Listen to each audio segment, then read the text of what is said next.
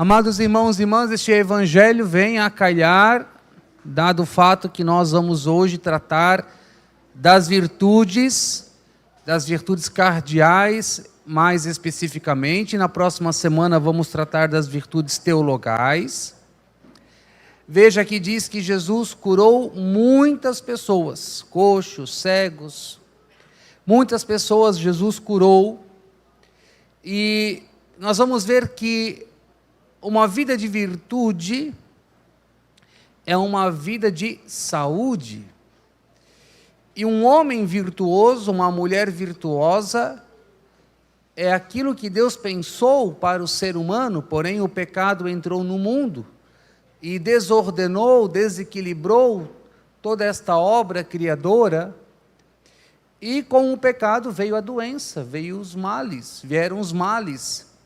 Então nós vamos ver que uma vida de virtudes é sinônimo de saúde. Veja, então nós temos esses dois grupos de virtudes. As virtudes teologais, a fé, a esperança e a caridade, elas são infundidas, derramadas na nossa alma no dia em que fomos batizados. Deus colocou ali a semente da fé, da esperança e da caridade. Portanto, a fé e a esperança e a caridade, elas vêm de Deus. Na próxima quarta-feira vamos entender um pouquinho mais a importância dessas três virtudes, mas vamos ficar agora com as virtudes cardeais. Cardeais aqui não é de cardeal, bispo, não é isso, não é? Cardeais aqui é eixo. Eixo é algo que nos dá direção, não é? Então nós temos os pontos cardeais, norte, sul, leste e oeste. Eles nos dão direção. Se eu ir para o norte, eu vou em direção a Joinville. Se eu for para o sul, eu vou lá para Tubarão, Criciúma. Não é? Então, o eixo, no caso, os pontos cardeais, eles nos dão direção. E aí veja quais são essas virtudes cardeais, que são virtudes humanas. E nós vamos entender por que são virtudes humanas. Quais são? Prudência, justiça, fortaleza e temperança. Essas quatro virtudes, nós podemos adquiri-las, nós podemos possuí-las com o nosso próprio esforço. Nós não precisamos da graça de Deus para alcançar essas virtudes. Eu não preciso da graça de Deus para ser prudente, para ser temperante, para ser forte, para ser justo. Eu não preciso da graça de Deus. Claro, se eu deixo a graça de Deus trabalhar em mim, mais rapidamente eu vou ser mais prudente, mais temperante, mais justo, mais forte. Só que eu posso alcançá-las pelo meu esforço. São virtudes humanas. E dessas virtudes desdobram-se várias outras virtudes. Por exemplo, da virtude da justiça que vamos ver, desdobra-se, por exemplo, a virtude da religião, que hoje se esqueceu, que é o que? A virtude da religião. É dar a Deus honra, glória, toda glória e todo louvor é de direito de Deus, Criador, Todo-Poderoso, receber de suas criaturas toda honra, toda glória, todo louvor. Numa relação de iguais entre nós, seres humanos, sempre há o devedor e o credor. Às vezes você é o devedor para o banco, não é? E o banco é o credor. Sempre o banco, na verdade, ele é credor, né? Nunca o banco, eu acho que vai te dever, né? Mas, enfim. Mas só para dizer que nós estamos nessa relação entre devedor e credor, entre nós, não é? Agora, entre nós e Deus, Deus nunca vai ser devedor. Ele sempre vai ser credor. Então, por isso, Deus nunca nos deve nada. E é de direito dele receber de nós toda a honra, toda a glória e todo o louvor. Então, a virtude da religião provém da virtude da justiça, não é? A virtude da temperança vai vir a modéstia, vai vir a castidade, e assim vai. Da virtude da fortaleza vai vir a coragem, a ousadia, a parresia, o atrevimento no evangelizar. Então, cada virtude dessas, desdobram-se várias outras virtudes. Elas vêm por consequência, essas virtudes. Da prudência vem a cautela. E, aliás, deixa eu dizer, prudência aqui não é sinônimo de cautela. Ele é prudente porque ele é cauteloso. Ele não pulou no riacho porque ele é prudente. Não é nesse sentido que nós vamos entender aqui o que é a prudência, que é a propósito de São Tomás de Aquino, que é a mãe das virtudes. Então vamos entrar primeiro na virtude da temperança. Vamos lá. Veja, antes de eu entrar na virtude da temperança, é importante dizer que Jesus revela ao homem o homem. Então, Jesus que se encarna, o Filho eterno, ele nos mostra o homem curado, o homem sarado. Se nós queremos ter um modelo perfeitíssimo de ser humano, é olhando para nosso Senhor Jesus Cristo, sem pecado. Nosso Senhor nunca pecou, não é? Obviamente que não. Então veja, Jesus é este modelo de ser humano, de homem saudável, em todos os sentidos. Então, Jesus revela o homem ao homem, porque, dado o pecado, dado o estrago que o pecado fez, a humanidade perdeu a referência do que é o homem saudável. Só quando Jesus se encarna, Deus se revela a nós na história, por meio de Jesus, que então nós enxergamos novamente o homem saudável. Depois que o homem sai do paraíso, ninguém mais tinha visto um homem saudável, só depois que Deus se encarna. Deu para entender? Então Jesus é o homem saudável, virtuoso. Nós vamos entrar então agora na virtude da temperança. Ela nos apresenta o ser humano equilibrado. Aí você pode se perguntar: será que eu estou sendo equilibrado? Equilibrado na educação com meus filhos? Equilibrado na minha relação com o meu marido, com a minha esposa? Equilibrado lá no trabalho com quem eu convivo praticamente, 6, 8, 10 horas? Equilibrado no beber? Equilibrado no comer? Equilibrado na minha sexualidade? Equilibrado na minha afetividade? Equilibrado no meu modo de falar? Então veja, a virtude da temperança apresenta o ser humano equilibrado. Quando você vai comer uma salada, se tiver sal demais, você não gosta, exceto algumas pessoas. Tem quem gosta com muito sal, não é? Sem sal, sem tempero, também não gosta. Então, existe o tempero na medida. Então, isto é a temperança.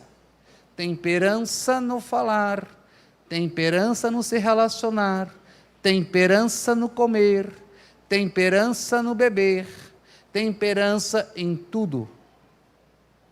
Então nós temos que buscar essa temperança, esse equilíbrio nos nossos sentimentos e nas nossas emoções. Mas às vezes não vai bastar só cura interior, vai precisar de terapia, vai precisar de psiquiatria, vai precisar do auxílio da ciência, porque começa a ter disfunções químicas no corpo em que a pessoa só querendo por si só não vai conseguir. Ela precisa de ajuda, não é? Então, tanto é que vai dizer os santos padres, aqueles que vieram logo após os apóstolos, eles vão dizer o seguinte, que comer desordenadamente é uma loucura do estômago, e isso tem até uma palavra no grego, chama-se gastromargia. Loucura do estômago, gastromargia. Aí que vem a palavra de gastro. Gastromargia, é uma loucura do estômago. Comer desordenadamente, isso vai levar a pessoa a se matar. 3 coisas vitais para o ser humano: comer, beber e sexo. Se comer demais ou comer de menos, adoece. Beber demais, beber de menos, se não bebe nem um gole de água, vai ter problema nos rins, vai ter, quem sabe, cirrose, ou sei lá o que seja, cirrose é no fígado. Vai ter algum problema no rim, vai ter câncer no rim e caput, vai morrer. Então, beber de menos ou beber demais adoece o ser humano. Sexo é importantíssimo porque perpetua a espécie. Sem sexo não há perpetuação da espécie. Então, só que o sexo desordenado, desequilibrado, fora daquilo que deve ser, também adoece o ser humano. Você sabe quantas mulheres que recebem de seus maridos, que traem, que levam doenças para dentro de suas casas, e vice-versa. Então, viver uma sexualidade desordenada leva também à doença. Há um vício da pornografia, há o vício disso e daquilo. Por isso, a temperança, o equilíbrio. E à medida que eu estou falando, você já está se analisando, está se vendo, ou pensando numa outra pessoa. Mas isso é bom, que você se olhe à medida que eu vou falando. Eu falei que isso aqui é profundo, que eu vou fazer, que nós vamos tratar hoje e na próxima quarta-feira. Então, ela nos apresenta o ser humano equilibrado, não é? E aí eu preciso falar de uma coisa que Platão trata, que chama-se as faculdades da alma, para a gente entender como nós devemos agir na temperança. Quais são as faculdades da alma, padre, que Platão descreve? A razão, que ele usa como imagem para ilustrar a razão, a cabeça. A vontade, o peito. E o desejo, o ventre. Pode perceber, quando a mulher quer seduzir o homem, ela deixa despido o seu ventre. Região de sedução. Mas é onde também se gesta uma vida. Por isso que não se deve banalizar esta região. É uma região sagrada, onde se gesta uma vida.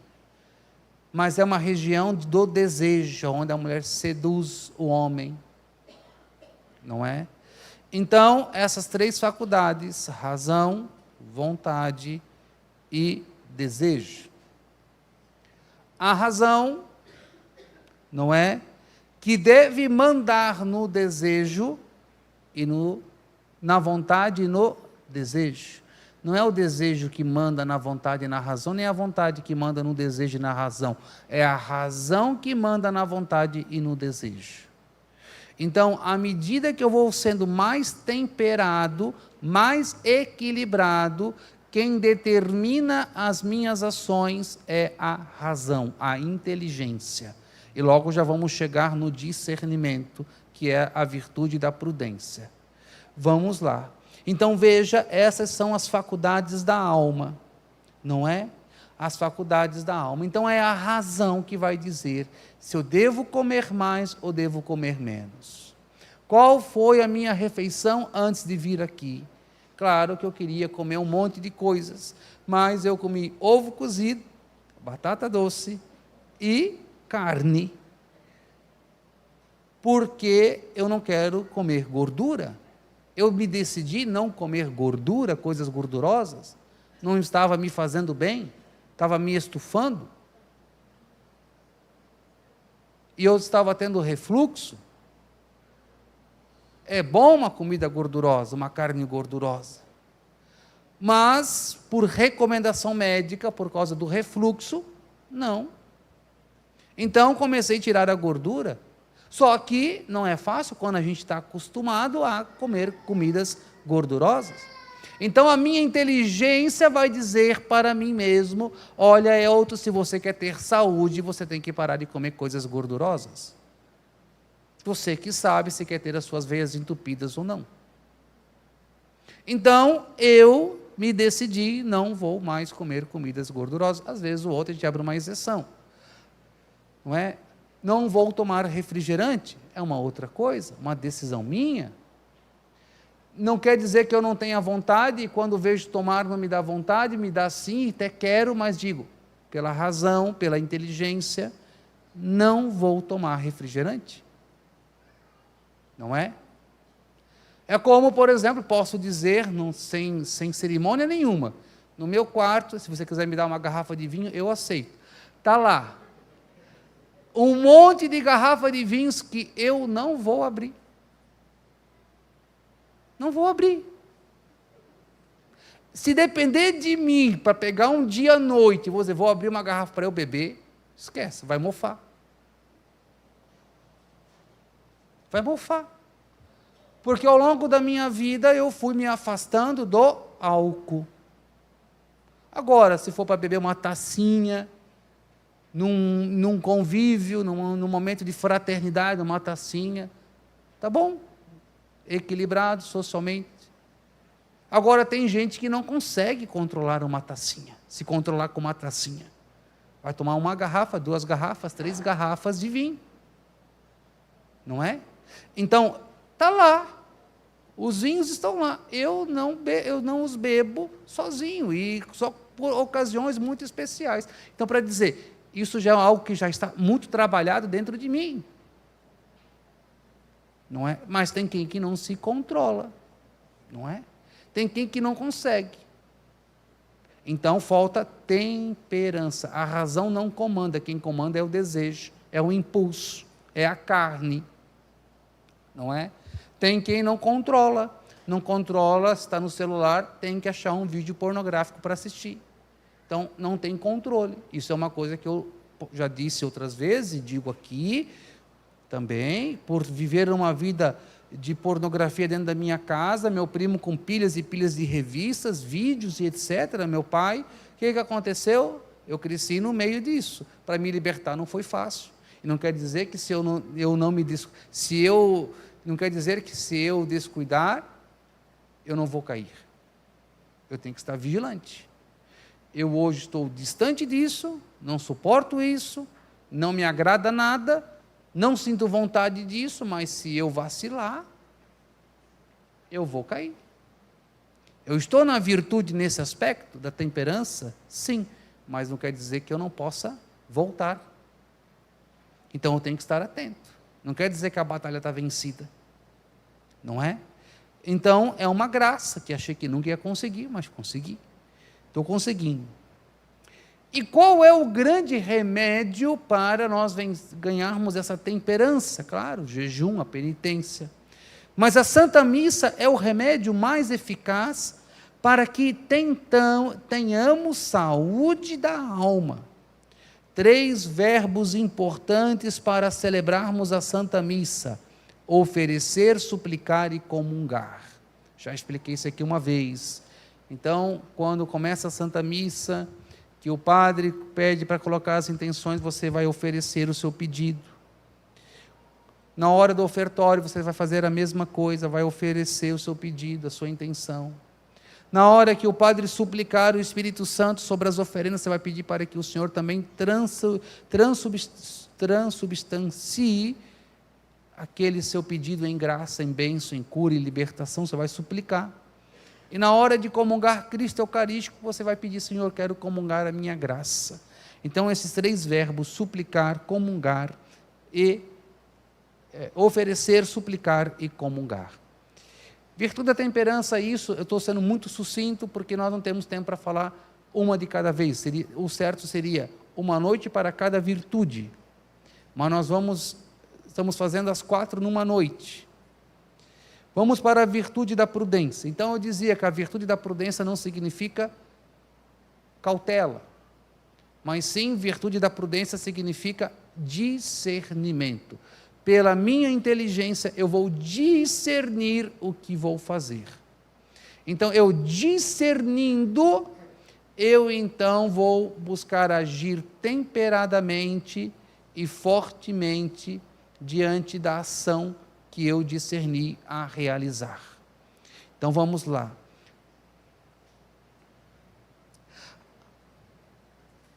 Então, só antes de aprofundar um pouquinho mais sobre a virtude da prudência, é importante dizer que as virtudes são características do homem saudável, pensado por Deus. Eu já disse isso. Uma vida sem virtudes é uma vida adoecida. A virtude que nos mostra, olha só agora, isso aqui é importantíssimo. A virtude que nos mostra e nos possibilita enxergar o mundo real é a virtude da prudência. Quem não procura desenvolver a virtude da prudência não enxerga o mundo real, enxerga o mundo distorcido, enxerga o mundo a partir das suas feridas, enxerga o mundo a partir das suas dores, enxerga o mundo a partir das suas frustrações, enxerga o mundo a partir das suas experiências, mas não o mundo real como ele é. Então, a virtude que nos mostra e nos possibilita enxergar o mundo real é a virtude da prudência. Lembrando que o mundo é constituído de leis arraigadas no ser, ou seja, o ser aqui é Deus. Deus fez o mundo, colocou leis neste mundo, não é? Então é óbvio que se eu pular de um penhasco, eu não vou voar, eu não sou pássaro,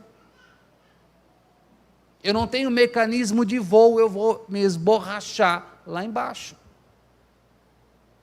Então, porque há uma lei, a lei da gravidade, e se eu pular, eu vou me esborrachar.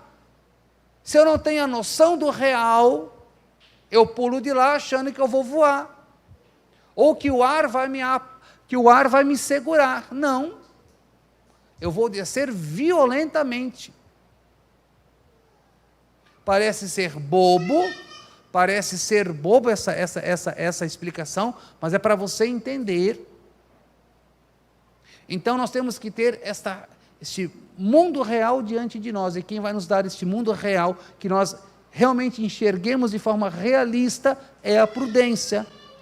A prudência não significa ser cauteloso, já disse, prudência é a virtude do discernimento.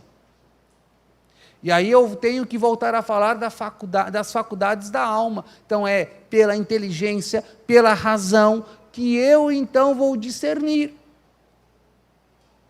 Não é? Que eu vou escolher aquilo que é o melhor, aquilo que é vontade de Deus, aquilo que vai me fazer feliz.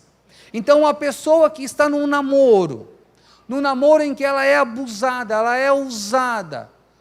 Vamos dizer, uma menina que namora com um rapaz e o rapaz não gosta dela, mas só usa dela para conseguir dela prazeres carnais. Mas essa menina é tão carente, tão ferida, que ela se submete a tudo que aquele rapaz pede para ela, porque ela não tem uma visão real de si, não tem uma visão real de quem é aquele rapaz. Ela está movida pelas suas feridas, pelas suas emoções. Ela está desordenada, desequilibrada dentro de si, nos seus afetos, nas suas emoções, nos seus sentimentos, e ela então, para tentar preencher o vazio que ela sente por conta da tristeza, ela se submete a tudo que cheira um pouco de amor, de afeto, de carinho e de bem-querer.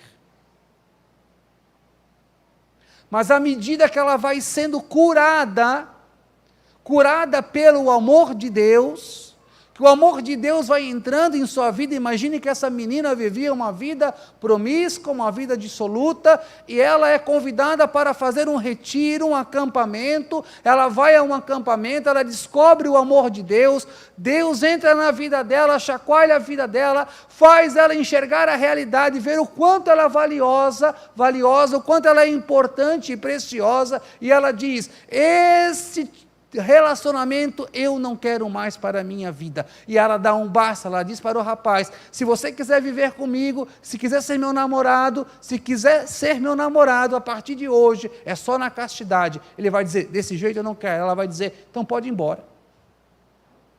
Porque agora eu descobri quem é o meu tesouro, a minha preciosidade, a minha riqueza, quem pode me preencher, quem pode me realizar. Se você não quer ser de Deus comigo, tchau e bênção, pode ir embora. Claro que ela vai sofrer, claro que ela vai se sentir triste, mas ela vai superar, e ela vai dar passos, e ela vai vencer, e ela vai ser feliz, porque ela vai dizer: eu não fui feito para ser usada, ser um pano de chão na mão dos homens.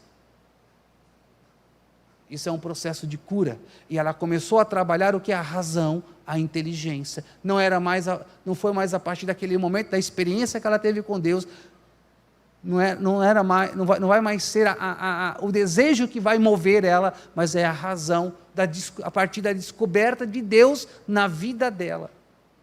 Deus entrou com tanto carinho, com tanto afeto, com tanta força na vida dela, que agora ela escolhe, iluminada pelo Espírito Santo, mas também conscientemente, uma vida de santidade, e ela abandona aquele namoro que era um namoro abusivo, ela abandona aquela vida de álcool, aquela vida de vício, aquela vida que estava destruindo ela, e ela começa a ver as coisas de forma real, e ela começa a ver que a família dela tem valor, que o pai tem valor, que a mãe tem valor, que os irmãos têm valor, e ela então começa a olhar as coisas de uma outra forma, porque Deus começa a entrar, Deus começa a fazer ela enxergar as coisas de um outro jeito que ela não enxergava, ou seja, o real, o verdadeiro.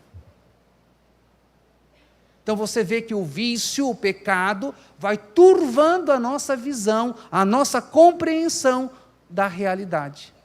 Nós achamos que estamos vendo a realidade, mas nós estamos com a visão turva, distorcida, a partir do pecado. Por isso que o pecado ele é danado, ele é terrível, porque ele faz a gente achar que estamos no melhor lugar do mundo. É como aquele jovem que se enche de bala e passa a noite na rave. Ele acha que está no lugar mais feliz do mundo. Gente bonita, gente rica, gente sorrindo, mas na verdade um bando de gente que parece uns cadáveres ambulantes. Você está entendendo?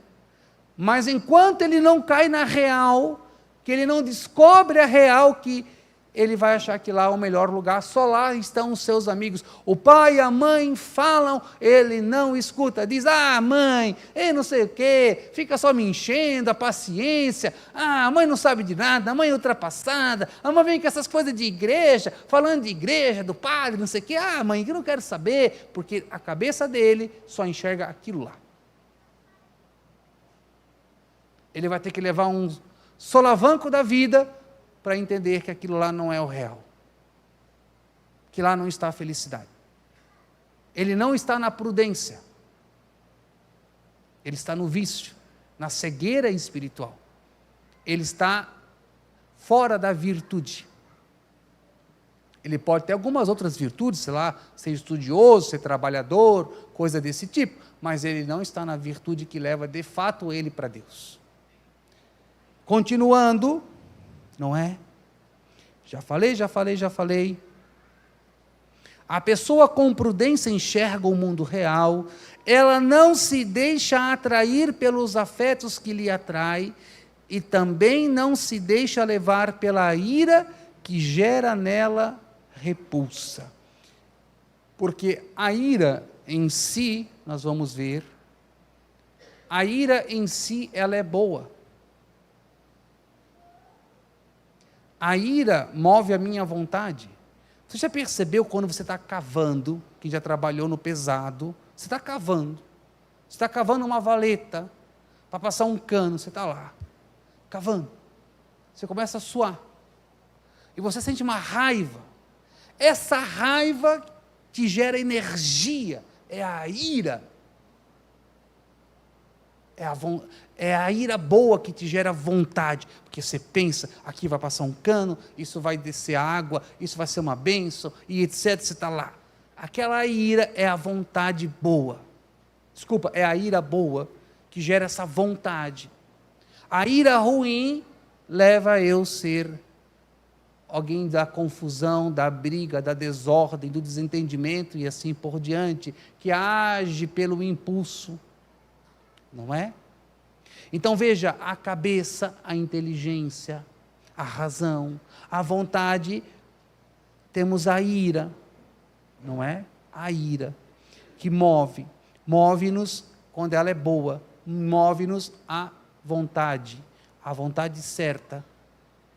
A prudência é a mãe de todas as virtudes, enquanto que as demais virtudes cardeais são ações a partir da prudência. A doença que está por detrás da imprudência é a ficção. Ou seja, a pessoa que não está na prudência, ela vê o mundo de forma fictícia. Ela ainda não caiu na real. Ela é um idiota. Idiota. Só que aqui, idiota no grego não é idiota como nós entendemos no sentido pejorativo, idiota, esse é um idiota, não. Idiota significa aquela pessoa que fica em si mesmada, nos seus pensamentos, ela não se abre para o outro pensamento, para o pensamento do outro, para o mundo, ela fica em torno de si mesma, como aquele cachorro que morre, tenta correr em torno do seu rabo e tentar mordê-lo. Então é um idiota, fica dentro de si. É como um jovem que vive a noite inteira num videogame, é um idiota. Porque fica no seu mundinho fictício, um idiota. Uma pessoa que fica na zona é um idiota. É verdade? Um idiota, porque fica no seu mundinho de prazeres, não vê a realidade. Entenda, não quero ser ofensivo com ninguém, só estou sendo etimologicamente correto com a palavra idiota. Uma forma sutil para ofender, mas não quero ofender. Mas idiota é isso, é ficar em torno de suas ideias. O viciado, obsessivo pela droga, é um idiota. Você entende? Um terrorista é um idiota. Um comunista é um idiota. Fica em torno das suas ideologias e não enxergue o real. Idiota. Essa é a palavra. Eu não tenho outra para dizer. Então a prudência faz com que eu saia da ficção e caia na real. É isso. Então você começa a ver que as virtudes, elas vão nos curando, vão nos equilibrando. Já falei da temperança, estamos na prudência, já vamos para a fortaleza. E você vai vendo que é um caminho de cura. Repito, o que eu estou falando, não quero ser ofensivo com ninguém. Eu só estou usando a etimologia da palavra, eu até brinquei e tudo, mas não quero ser realmente ofensivo, não levem a mal. Vamos para a virtude da fortaleza. A virtude da fortaleza é a virtude da coragem. A fortaleza é o bom uso da ira. Não é? A ira é um dom de Deus, porém existe um lado negativo da mesma. Já expliquei. E a ira está ligada aqui à vontade. Os santos padres diziam que a ira é como um cão de guarda. Então, o que é um cão de guarda? Ele protege. Então, a ira, quando ela se manifesta em mim, e também a raiva, elas são são uma proteção. Elas vão fazer com que eu não caia no vício. Agora, a ira negativa, sim, mas a ira boa, que me leva a ter a vontade certa, ela vai me proteger para que eu não caia no vício. Não é? Quando eu, movido pela ira, eu digo, eu não vou ser corrupto. Entenderam? É a ira boa, ela me protege. Eu não vou ser corrupto. Eu não vou compactuar com isso. Eu não vou. É a ira boa. Você fala com ímpeto, com coragem. Eu não vou compactuar com isso. Te move. Claro, você vai discernir pela prudência e vai agir corajosamente pela ira, pela fortaleza, e de forma que seja equilibrada, que é a temperança. Então você começa a ver que as virtudes vão dando direção de como você deve agir. Aí nós vamos chegar logo já na virtude da justiça, que é a única virtude que está ligada à relação com o outro. Então seguimos. A pessoa sadia, leve, deve ter ira, porque a pessoa que não tem ira, ela não tem decisão. Aquela pessoa que você olha e diz assim, ela diz, o mundo está caindo, ela diz, o mundo está caindo. Está chovendo dentro de casa. Está chovendo dentro de casa. Ela não toma decisão.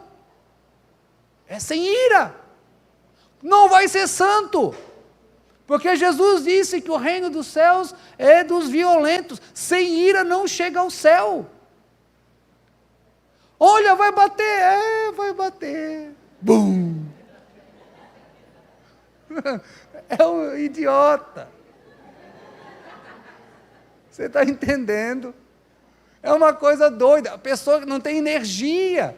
Você diz, vai estudar. Ai, estou com sono. Tá? Já tem a preguiça, tem outras doenças aí, mas você está, veja, é a coisa, a ira é tudo, ela me move, ela me põe de pé, ela me dá decisão, não, eu vou fazer diferente, eu vou mudar, não vou ficar nesse vitimismo, chega disso, eu vou virar a página, e vou para frente, não quer eu, tá bom, tchau e benção, eu sigo a minha vida, não me valoriza, tá bom. Estou falando não só de namoro, estou falando de casamento, estou falando de trabalho, que seja. Então, a ira ela é importante. A pessoa que não tem ira, o mundo está desabando, olha, está chegando água na sua casa. É mesmo. E ela não levanta nada, entra água na casa dela. Molhou a televisão. Fez a altura de água. Ele estava nadando e ainda não tinha tirado nada de dentro de casa. É a falta de ira. Falta energia. Elã. vital. Como diz Henry Bergson, um filósofo. Lembrando que, vamos lá, a pessoa sadia deve ter ira. Lembrando que estamos no mundo pacifista. O pacifista, isso. É o politicamente correto. Então você não pode usar a ira, você não pode se posicionar, você não pode dizer que você é contra disso, contra aquilo. Não. É o politicamente correto. Seguindo, a ira é essa força de vontade, esta energia para chegar a Deus. Como diz Jesus, o reino dos céus é dos violentos, é uma energia interior. Segundo Santo Agostinho, só existe a coragem porque existe o mal. A virtude da fortaleza serve para lutar contra o mal. Então, para você vencer os seus combates, veja, só existe a virtude da fortaleza porque existe o mal. Porque se não tivesse o mal, você não tinha o que combater. Então, veja, mas existe o mal. Então, para combater o mal, para combater o inimigo, você precisa da fortaleza. Mas para agir fortemente, precisa de discernimento. E agir de forma correta, a temperança. Então não basta só agir na força, porque às vezes eu posso agir de um modo que não vai ser a melhor escolha. Então eu tenho que discernir. Por isso que na hora da cabeça quente, o melhor é esfriar. Vou contar uma história que eu não deveria contar, mas vou contar, para vocês entenderem o que é agir com a cabeça quente. Um colega padre, vocês não vão saber o nome dele, nem de onde ele é, para eu preservar ele. É sério que eu vou falar. Não tem nada de engraçado. Esse jovem padre, 5, 6 anos, mais ou menos, tanto tempo que eu tenho de padre, eu tenho 7 agora quase. Ele se desentendeu com algumas pessoas. Ele não é da nossa província, de outra província do Brasil. Ele se desentendeu, ficou com a cabeça quente, movido pela ira não boa, vendo as coisas de forma distorcidas, escreveu a carta pedindo desclaustração, ou seja, deixar de viver os votos de castidade, pobreza e obediência, que vai direto ao superior geral da congregação, e também a carta para o Papa, para a congregação, para o clero, pedindo a dispensa sacerdotal. Saiu da congregação, deu 1 mês, se arrependeu. E agora, para consertar isso aí tudo? Tem que achar direito, tem que achar canonista, tem que achar gente para falar, para buscar esse processo que já foi para Roma, encaminhado. E aí? Então, agir na temperança, agir na fortaleza pela fortaleza, não pode. Por isso o discernimento. Eu disse, você é um idiota. Você é um burro. Não me parece ser um cara tão inteligente. Eu estudei com você. Você foi um cara exemplar na teologia. Estudou moral, estudou direito canônico, estudou toda a parte da sistemática bíblica. E você me faz esse tipo de discernimento, esse papelão. Falei na cara dele por telefone. Meu amigo, posso falar. Eu falei, como é que você não discerniu, meu irmão? E fez essa besteira. Hoje mesmo mandou uma mensagem para mim, está tão difícil, como eu amava ser padre. Agora, meu amigo. Rezar para que as coisas deem certo. Então veja, irmãos e irmãs, depois que agiu no impulso, para consertar aquilo que dizia o Padre Léo, soltou as penas, é difícil recuperá-las. A pessoa que é materialista e que é apegada às coisas deste mundo, não terá coragem de enfrentar o mal, e muito menos ter coragem de dar a sua vida por causa de Deus. O único medo que devemos ter é de ofender a Deus. O temor a Deus. Claro, se a pessoa está pegada às coisas deste mundo, ela não vai querer romper com as coisas deste mundo, a não ser que ela tenha uma experiência muito forte com Deus, e ela vai romper com as coisas do mundo. Só ela não vai ter coragem de romper com as coisas do mundo. mas o único medo que ela deve ter é o medo de perder Deus, não é? Observação. O bom uso da inteligência é a prudência. O bom uso da ira é a coragem, ou fortaleza. E o bom uso do desejo é a temperança. Então, para usar bem o desejo, temperança. Para usar bem a vontade, a fortaleza ou coragem. Para usar bem a razão, a inteligência. Por fim, já vou terminando, a virtude da justiça. A virtude da justiça não é uma virtude em si no indivíduo, ou seja, ela está ligada na relação, ela se refere à nossa relacionalidade. Usando uma palavrinha bonita da filosofia, alteridade. Relação. Tá? Então, veja só, a virtude da justiça não é uma virtude em si no indivíduo, mas a relação do indivíduo, usando a palavra mais fácil de entender com as pessoas e a sociedade. Então, está ligado à relação.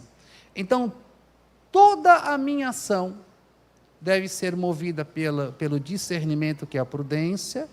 Aí, então, para eu agir, eu devo discernir, agir corajosamente, mas com equilíbrio.